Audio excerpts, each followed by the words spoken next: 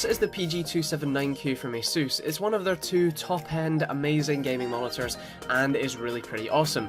It's a 27-inch 1440p display with G-Sync, 165Hz if you overclock it in the menu, which is pretty easy, and has an HDMI port this time, which is nice as you're able to connect your console or something like that, although the HDMI port does only run at 60Hz maximum. Now the menu kind of buttons are actually really awesome and very easy to use with the sort of hat switch at the top, which is very easy to navigate the menu, and I'll show off the menu in a second, but yeah, it's pretty cool. Now the back shows off the very aggressive gaming design as well as the ROG logo, and to show off the sort of height adjusting general mobility of the stand, you've got 120 centimeters of height adjust, 20 degrees to -5 of tilt, and you've got a very good amount of rotation. I believe it's around about 300-ish degrees, or around about 160 each way, give or take. It is very much a kind of far-flung thing, but yeah, you've also got 90 degrees of rotation for if you want to put it in portrait mode, which is really nice if you have literally thousands of pounds to spend on 3 or 5 of these. That would just be insane. But anyway, to take a look at the kind of I/O down the bottom, you've got this service port, which it says for service use only, so let's not bother with it. But you do have a 2-port USB 3 hub, HDMI and DisplayPort, which is quite nice.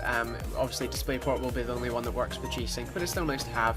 You've also got audio out and the DC in from the power brick. It's basically just a 65-watt notebook adapter, which is quite interesting and means that if you ever did break the power supply or something like that, or lose it for some reason, you could very easily get a replacement.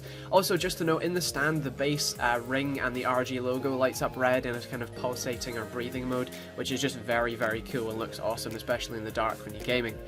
Now, this is an IPS panel, which is the big thing about how, one of the reasons why this is more expensive than the last one, and also just pretty, amazing in general. The viewing angles on this are literally 178 degrees either way. Like, I literally looked at it from almost perfectly flat on, and I even looked at it from the top, as you can see how I'm filming it here, and it does still work perfectly. The viewing angles are just fantastic. Color reproduction is beautiful. It's just a really amazing monitor. Obviously the main downside is the price, as you will be spending many pounds or dollars or wherever else, but yeah, just to check out the menu, as you can see, it's very easy to navigate with that hat switch. There's lots of different options, including overclocking, which is the kind of key one where you just leave it on, and overclocks it to 165Hz. The rear I/O has plenty of different buttons for clear CMOS, USB 3 ports, USB 2 ports, a killer Wi-Fi solution. It's just awesome. Anyway, thanks for watching the video. I hope you enjoyed it. If you've got any questions or comments, feel free to leave those in the comments down below, and like or dislike depending on what you felt. If you do feel like you didn't like the video, feel free to let me know why in the comments down below, and subscribe for more awesome tech reviews, giveaways and all that kind of stuff.